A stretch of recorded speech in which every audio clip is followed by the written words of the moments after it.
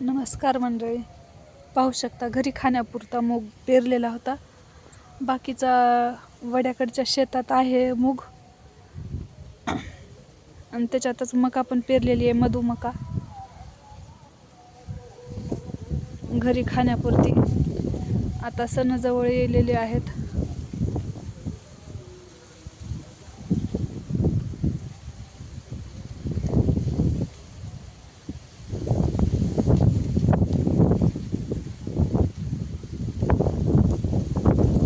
पाहू शकता मकाला कंस लागायला सुरू झालेले आहेत. एवढी मोठी मका झालेत आणि मुगाच्या शेंगा पण काळ्या पडायला लागल्यात. पाहू शकता काही हिरव्या पण आहेत, काही वाळल्यात पण.